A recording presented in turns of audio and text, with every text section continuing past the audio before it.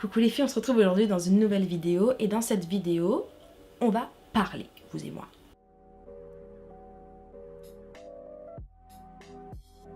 Et du coup aujourd'hui je voulais aborder avec vous un sujet et ce sujet c'est limite la première question qu'on me pose, que ce soit quelqu'un qui est dans le domaine de la prothésie ongulaire ou quelqu'un qui apprend juste ce que je fais on va dire. Et la question c'est, est-ce que tu as fait une formation ? Le débat pourrait être tellement long. Une personne qui se pose cette question, oui j'ai fait une formation. J'ai fait une formation qui a duré une semaine et cette formation je l'ai faite en 2015, donc il y a 3 ans. Donc du coup je me suis dit que j'allais en faire une vidéo parce que ça pouvait du coup intéresser peut-être un petit peu plus de personnes que ça. Sachant que je suis en train de vous partager mon point de vue à l'heure d'aujourd'hui, mais on n'est pas à l'abri que dans un an et avec tout ce qui va me passer d'ici une année, mon avis change ou évolue, etc. Donc dans cette vidéo, je vais vous exposer un petit peu mon parcours personnel pour que vous compreniez d'où vient l'opinion que je vais vous développer après. Les types de formations qu'il existe, en tout cas dont moi je suis au courant qu'il existe sur le marché actuellement. Et à la fin, je vous donnerai un peu du coup mon avis général sur la question. Ce qui s'est passé, c'est que je m'intéressais déjà vraiment au fait de faire les ongles avant même de faire cette formation. Donc je pense comme beaucoup d'entre vous, ce que j'ai fait, je suis allée sur le site d'Ongle 24, j'ai commandé mon petit kit pour débutants et j'ai commencé à m'entraîner à la maison. Sauf que je pense que beaucoup vont se reconnaître dans ça. Je pense qu'on a regardé 10 petits tutos YouTube, on va avoir un résultat. Effectivement j'ai eu un résultat, mais pas celui que je voulais. C'est là qu'en fait que j'ai découvert à quel point le métier était complexe en fait et que ça allait nécessiter beaucoup de pratique. Ce qui en soi était déjà une première étape. Donc du coup après maintes essais de pause qui n'étaient selon moi vraiment pas concluants, je me suis dit en fait ce qu'il me faut c'est une formation. C'est qu'il y ait quelqu'un qui m'explique de A à Z comment on fait. Pour que j'ai pas de produits qui coulent comme ça dans les cuticules, pour que je sache même quel produit utiliser. Parce que pour moi la première chose qui a été compliquée pour moi lorsque j'ai commencé à m'intéresser à tout ça, c'est que je comprenais rien aux différents types de produits qu'il existait. J'avais du mal à comprendre exactement quelle étape était quelle étape puisque je comprenais pas exactement quel produit était quel produit. Donc je me suis dit je vais aller me former. À l'époque j'avais pas un budget j'avais vraiment pas un budget de fou. Je crois 300 € de budget et je les ai mis dans une formation du coup qui m'a duré une semaine. Donc nous sommes en 2015, j'ai acheté mon kit, j'ai essayé, j'ai galéré, je décide de faire une formation. Donc je passe cette formation qui honnêtement ce serait mentir de dire qu'elle m'a pas aidée. Parce que sur une semaine, honnêtement, c'est trop court. C'est de toute façon bien trop court pour rentrer en profondeur dans le sujet. Donc, pour résumer un peu la chose, on va dire qu'à la suite de cette formation, j'ai compris là où étaient mes erreurs, quels résultats je devais obtenir. Surtout, j'avais fait ma première main sur quelqu'un. Ce qui est aussi un grand cap à franchir. Et du coup, être encadré pour ce premier cap à franchir, c'est quand même pas mal. Pour être totalement honnête avec vous, je me sentais vraiment pas plus confiante ou j'avais pas plus d'assurance. Le résultat même de mes ongles, il n'était pas non plus fondamentalement différent comparé à la semaine d'avant pour que à la fin de cette semaine, j'arrive à me dire sans aucun stress, ok c'est bon. Maintenant je peux commencer à faire les ongles sur n'importe qui et à demander de l'argent pour ça en plus. Et donc on va en venir au point 2 qui est quels sont du coup les différents types de formations qu'il existe. Sachant que j'ai ni la science infuse ni la vérité absolue. Donc je vous partage mon point de vue avec mes connaissances et de toute façon on est là pour partager et échanger. N'hésitez pas à compléter ce que je dis dans les commentaires et à échanger autour de ça. Donc les deux gros types de formations que vous allez pouvoir retrouver sur le marché, c'est les formations physiques et les formations en ligne.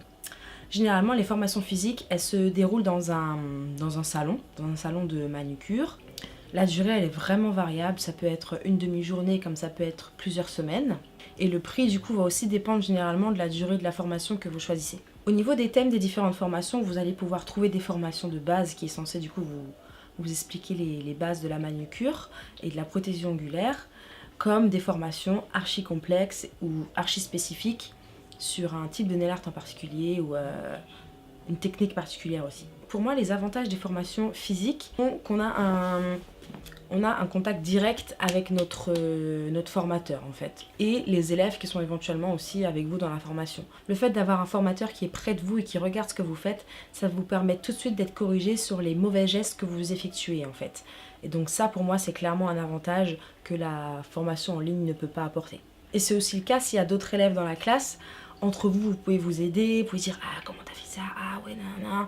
Alors que si vous faites une formation en ligne et que vous êtes toute seule chez vous, vous n'avez pas ce contact qui est vraiment direct et instantané, on va dire. Pour moi, l'inconvénient qu'il peut y avoir à ce type de formation, c'est que le nombre de personnes qu'il y a à cette formation va influer sur le type d'enseignement que vous allez recevoir. Un prof, il n'a pas le même temps à vous consacrer si vous êtes 25 dans la classe que si vous êtes 2 ou c'est même avec la meilleure volonté du monde, il ne pourra pas accorder autant de temps à chaque personne. Un autre inconvénient, je trouve qu'il peut y avoir à ces formations, mais c'est aussi le cas pour les formations en ligne, mine de rien, c'est qu'il n'y a pas forcément de suivi après. C'est-à-dire qu'une fois qu'on a passé notre semaine de formation, nos 2 semaines de formation, peu importe, en tout cas, je parle surtout quand on commence de zéro, je parle pas trop de formation de perfectionnement, ou voilà, je parle vraiment de formation de base en fait, et lorsqu'on veut commencer à apprendre la prothésie ongulaire, par où commencer quoi.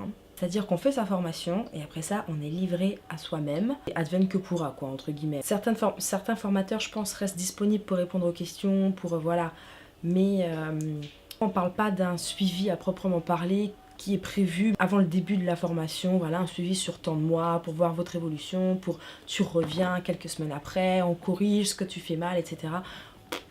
Voilà. Ça pour moi c'est quelque chose que j'ai pas encore vu et pourtant je trouve ça indispensable quoi. Et ensuite vous avez donc les formations en ligne qui se développent en plus de plus en plus en ce moment. Et donc le principe c'est que vous achetez une vidéo ou une série de vidéos qui traite donc soit d'un sujet précis, soit qui englobe plusieurs thèmes. Cette vidéo généralement vous donne soit des exercices pratiques à faire, vous donne des astuces. Le but aussi c'est de reproduire ce qu'on vous montre dans la vidéo et de vous entraîner à la maison. Le vrai avantage qu'a la formation en ligne, c'est que vous n'avez pas à vous déplacer pour suivre la formation, vous n'avez pas d'horaire, donc vous pouvez suivre la formation et vous entraîner quand vous voulez, où vous voulez. Et ça c'est un vrai plus. C'est un vrai plus en fonction de comment on aime travailler. Il y a des gens, ils ont besoin d'avoir justement un prof à côté d'eux qui leur dit tout le temps voilà comment il faut qu'ils fassent, etc. Et il y en a qui aiment bien un peu justement cette autonomie, cette indépendance et pouvoir travailler un peu seul dans son coin et analyser, voilà. Et du coup, je pense que les formations en ligne pour ce genre de personnes correspondraient mieux. Voilà, mais ça dépend vraiment en fait des goûts de chacun. Je sais également que pour les formations en ligne, il existe des formations où par la suite vous avez un groupe Facebook qui est ouvert seulement aux personnes qui ont pris cette formation et qui permet après un échange avec toutes les personnes du coup du groupe Facebook, y compris la formatrice ou les formatrices, et qui permettent du coup une sorte de suivi, permet d'être suivi quand même par la suite. Au moins de ne pas se sentir forcément toute seule dans son coin et d'avoir tout de suite un endroit en fait où aller pour poser ses questions et exposer ses doutes ou ses... voilà. Et ça vraiment je trouve que quand on n'y connaît rien à la prothésie ongulaire, qu'on vient en tout cas de rentrer un peu dans le domaine et qu'on cherche à en savoir plus, être tout de suite entouré d'une petite communauté qui partage le même délire que vous et avec qui vous pouvez échanger et voilà. Honnêtement, je pense que c'est quand même... ça peut être un plus quand même. L'inconvénient forcément qu'il y a à une formation en ligne, oui, c'est que le prof, il n'est pas à côté de vous pour vous corriger. Ça veut dire que si vous êtes clairement en train de faire tease pendant l'entraînement, le prof, il sera pas là à côté de vous pour dire « Attention, tu devrais plutôt tenir ton pinceau comme ça » ou nanana. Non, là, ce sera à vous de constater. Peut-être éventuellement, du coup, si vous avez un groupe Facebook ou quelque chose comme ça, après par la suite, allez poser cette question, mais ce sera jamais pareil que si vous prenez une formation physique et que vous avez quelqu'un à côté de vous qui a le temps de regarder ce que vous faites et de vous corriger tout de suite. Donc maintenant, je vais vous détailler un petit peu mon avis, mais c'est purement, encore une fois, purement personnel. Ça n'engage que moi. J'attends votre avis dans les commentaires pour qu'on échange après sur ce sujet. Pour moi, la prothésie ongulaire, c'est un métier qui est manuel et artistique. Et je suis pas sûre que les meilleurs artistes soient ceux qui ont suivi la formation la plus longue, la plus chère, ou la meilleure des formations. Mais je pense que c'est ceux qui ont mis le plus d'heures dans l'apprentissage de leur art, à chaque fois, à tous les niveaux. Comme un peintre, ou comme un sculpteur, ou comme quelqu'un qui dessine en fait, c'est la répétition du mouvement qui va entraîner l'amélioration. Après, le fait que le service qu'on propose soit un service qu'on effectue directement sur le corps de quelqu'un, ça apporte un facteur en plus qu'on ne peut pas négliger. Donc l'aspect sanitaire et physique, on va dire, et danger physique, on va dire, sont quand même à prendre en compte. Et sont peut-être un petit peu plus complexes qu'un simple peintre, entre guillemets, qui peint une toile, qui peint sur une toile et qui peint pas sur quelqu'un, en fait, voilà. Quand je parle de danger sanitaire ou physique, je parle par exemple d'une dépose mal effectuée qui pourrait blesser quelqu'un, ou du matériel qui serait pas désinfecté, pas stérilisé du tout, ou pas assez, ou voilà. Je parle vraiment de ce genre de problème. En ça, je pense que faire une formation, c'est carrément indispensable pour qu'on puisse partir avec des habitudes saines et sécurisées pour nos clientes et pour nous aussi. Sauf que vous avez intérêt à bien choisir votre formation si vous voulez que votre formation de base, elle traite ce sujet. En une semaine, on est capable de vous montrer comment faire un ongle, faire une extension, faire un gainage sur l'ongle naturel, poser du semi-permanent, faire une French en reverse. Mais en attendant, pour moi, on n'a pas abordé certains points qui sont indispensables, limite avant même d'avoir commencé à s'entraîner sur une main d'entraînement. En fonction des différents produits utilisés, leur utilité, comment éviter les problèmes de catalysation, comprendre les différents types de limes et leur utilité. Voilà, après ça peut aller, on peut aller vraiment très loin dans tout ça, mais pour moi il y a déjà tellement de petites choses comme ça de base qui aident après par la suite à mieux tout comprendre en fait. Et moi ces informations de base, je les ai pas eues en formation.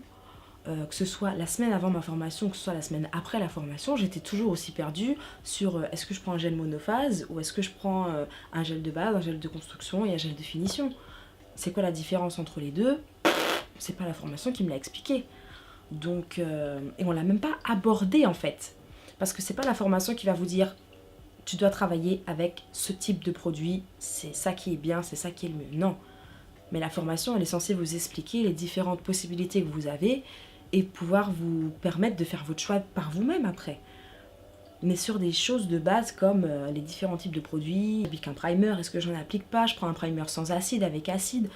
Voilà, pour moi toutes ces choses-là, elles sont déjà plus importantes que de savoir faire une French en reverse quand quelqu'un prend une formation de base sur une semaine. Donc après, bien sûr, je suis pas en train de vous dire que ces informations, elles sont pas trouvables et qu'il n'y a pas de formation non plus qui les propose. Moi, ce que je dis, c'est que maintenant que je sais ça, si maintenant je devais recommencer une formation de base, je prendrais bien le temps de regarder si tous ces aspects-là sont abordés lors de ma formation. Et voilà, maintenant, grâce à Internet, grâce à YouTube, vous pouvez trouver toutes les informations que vous voulez, ou presque. Et voilà, je trouve ça juste dommage que ce soit pas forcément des choses qui soient, en tout cas, qui n'ont pas été abordées à ma formation, alors que justement, pour moi, c'est des choses que tu as besoin de savoir quand tu débutes, pas quand ça fait 5 ans que tu es déjà dedans et que tu as déjà fait une centaine de mains, quoi. Même pour l'aspect un petit peu plus, on va dire, business de la chose. Regardez si la formation que vous voulez faire, elle vous parle de comment calculer ses coûts, qu'est-ce qu'il faut prendre en compte, comment établir ses prix, comment gérer la gestion des rendez-vous. Enfin, je sais pas, ça peut être un aspect qui peut vous intéresser et qu'il est intéressant de voir si la formation le traite ou pas. Généralement, on choisit cette voie parce que c'est notre passion et parce qu'on aime ça. Et que forcément, on se dit, ah ben j'aimerais bien vivre de ce que j'aime. Mais pour pouvoir vivre de ce que t'aimes, t'es concrètement en train de créer une entreprise. Donc si tu veux que ton entreprise, elle soit là dans 20 ans, bah je pense que les choses, il faut qu'elles soient un minimum réfléchies avant. Et je parle pas de sortir de la formation avec un business plan tout élaboré, parfait, tu peux aller à la banque et on donne un crédit de 50 000 euros. C'est pas ce que je suis en train de dire. C'est juste vraiment aborder quelques bases pour après, toi, te donner justement quelques bases et après aller approfondir ces connaissances de base, voilà. Mais au moins peut-être aborder le sujet, quoi. Donc voilà, ça c'est les petites choses auxquelles je ferai attention si maintenant je devais refaire une formation de base. Je prendrais bien le temps de la choisir et je regarderais bien si on parle un petit peu de tous ces sujets-là. Faire une formation, oui. Est-ce que ça suffit? Non. Je reste quand même convaincue que de toute façon, le plus gros du travail, il se passe avec vous et votre main d'entraînement. Qu'avec la pratique régulière, les résultats, ils arrivent. Formation pour un perfectionnement, oui, complètement. Parce que ça permet de se remettre à niveau, de faire une petite mise à jour de nos compétences. Ça permet d'aller plus loin dans l'apprentissage de techniques ou d'un sujet bien précis généralement. Et ça, c'est top. Et donc maintenant, si je devais vous donner une petite info bonus, on va dire, je vais vous dire si demain je devais faire une formation, quelle formation je choisirais. Là pour l'instant j'en ai deux en tête. Il y a une formatrice, le nom c'est NC Academy sur Instagram. Je me dirigerais vers elle pour une formation physique. Et si je devais faire une formation en ligne, je prendrais les Nail Art Kits de Selina Raiden de la marque Light Elegance. Voilà. Et sinon, j'attendrai que une de mes nail artistes préférées vienne faire un workshop ou que je puisse me déplacer à un workshop de une de mes nail artistes préférées. Et je paierai bonbon pour aller à un workshop. Voilà, ça c'est ce que je ferais sinon. Voilà les filles, je pense que j'ai fait à peu près le tour. J'ai hâte d'avoir vos retours dans les commentaires. Surtout, dites-moi ce que vous pensez. Est-ce que c'est... Dites-moi ce que vous avez pensé de votre formation si vous en avez fait une. Dites-moi est-ce que vous êtes intéressé par faire une formation si vous n'en avez pas fait une. Enfin voilà, échangez dans les commentaires, dites-moi tout ça. J'ai trop hâte d'avoir vos retours. C'est un sujet qui m'intéresse de fou. J'espère que la vidéo aura pu vous être un petit peu utile. Si elle vous a plu, laissez-moi un petit pouce. Et d'ici la prochaine vidéo, portez-vous bien.